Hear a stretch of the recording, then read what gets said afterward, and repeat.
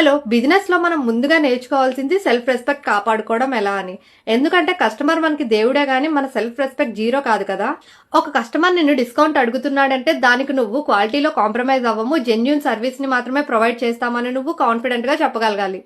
అది గర్వం కాదు. మీ దగ్గర good time and clear communication ఉంటే ఎంత పెద్ద కస్టమర్ అయినా మీ వాల్యూని అండ్ మీ సర్వీస్ ని గౌరవిస్తాడు. బిజినెస్ లో ఓపిక ఉండాలి కానీ మన గౌరవాన్ని చంపుకునేంత ఓపిక అవసరం లేదు. ఒక్క మాట గుర్తుపెట్టుకోండి, discounts give you short term customers, dignity give you life time brand value.